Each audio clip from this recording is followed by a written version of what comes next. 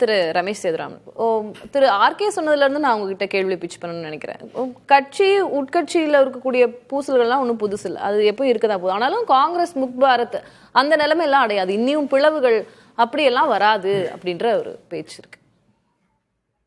அதாவது காங்கிரஸ் முக்த் பாரத் அப்படிங்கிறது போகிறதுக்கு முன்னாடி நம்ம இந்த காங்கிரஸுடைய இதுங்கிறத நம்ம பொதுவாக பார்க்கணும்.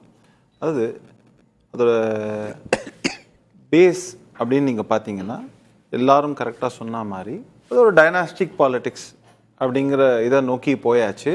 இப்போ ராகுல் காந்தி அவருக்கு வந்து டைரெக்டாக வாரிசு இல்லைங்கிறதுனால பிரியங்கா அவர்களுடைய பையனை இன்ஃபேக்ட் பேரை கூட மாற்றி லேட்டஸ்ட்டாக அதில் வந்து இந்த காந்திங்கிற ஒரு டேகை சேர்த்து இப்போ அவரை வந்து லான்ச் பண்ணுறதுக்காக அது பார்த்தீங்கன்னா நீங்கள் வந்து பெயிண்ட் அடிக்கிறது அதெல்லாம் போய் பண்ணுறதுக்கு இவர் முயற்சி பண்ணுறாரு. கூட அந்த பையன் வந்து நம்ம சொல்லுவோம்ல மேஸ்திரி பெரிய ஆள் அந்த மாதிரி கூட நின்று அந்த பையன் வேலை செய்கிறதெல்லாமல் பார்க்குறோம். அரசியல் பழகுகிறார் அப்படின்னு வேணால் தெரிஞ்சுக்கலாம்.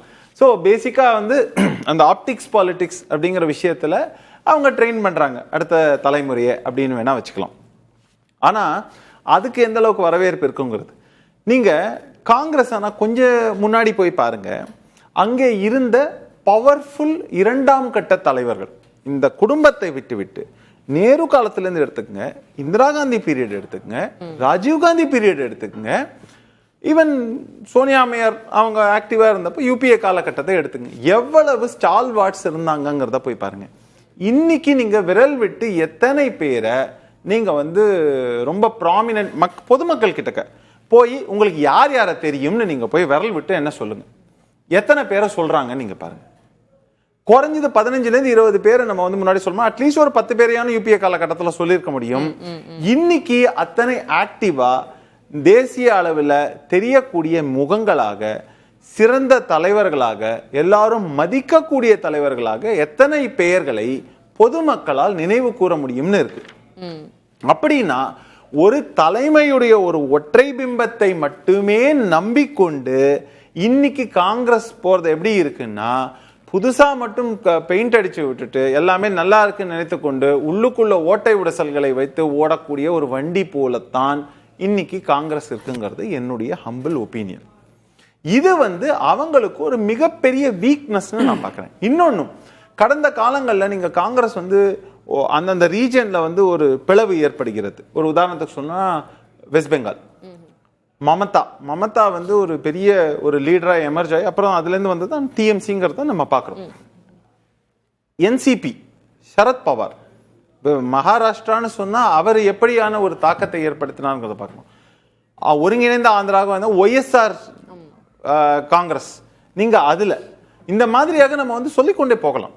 அப்படி இருக்கக்கூடிய ஒரு நிலைமையில இன்னைக்கு இருக்கக்கூடியது பாத்தீங்கன்னா அந்தந்த ரீஜனல் ப்ராமினன்ஸையே கம்ப்ளீட்டா காங்கிரஸ் லூஸ் பண்ணிட்டாங்கன்னு பார்க்கணும்.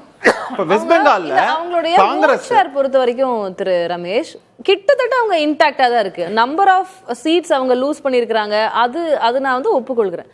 ஓட் ஷேர் கிட்ட அதுலயே மெயின்டைன் பண்ணி 1%, 1.25% அந்த ஒரு டிஃபரன்ஸ் இருக்குது. 19% அப்படின்னா அதே 19% மெயின்டைன் பண்ணிருக்காங்க.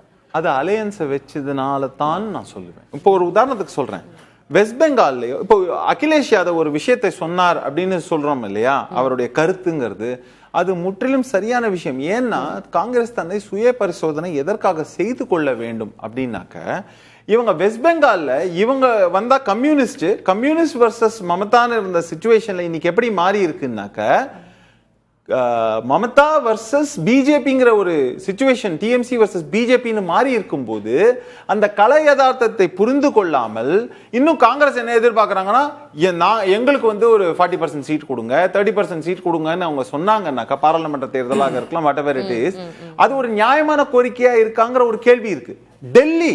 டெல்லியில வந்து பிஜேபி வர்சஸ் காங்கிரஸ்ங்கிறது தான் ஷீலா தீக்ஷித் இருந்த வரைக்கும் இருந்தது. இன்னைக்கு நிலைமை என்ன, ஆம் ஆத்மி கட்சி வந்த பிறகு ஆம் ஆத்மி கட்சியை வந்து தங்களால வர முடியாது, இருந்தாலும் பரவாயில்ல ஆம் ஆத்மி கட்சி வரட்டும்ங்கிற அளவுக்கு ஓட்டை டிரான்ஸ்பர் பண்ணி ஆம் ஆத்மி கட்சியை அரியணை ஏற்றிய காங்கிரஸ் இன்னைக்கு ஒரு பர்மனண்டா ஒரு 3rd பொசிஷன்ங்கிற அளவுக்கு தள்ளப்பட்டிருக்கு. அந்த ரீஜியனும் இழந்து விட்டது. பஞ்சாப் ஆம் ஆத்மி கட்சி பேசுவோம்.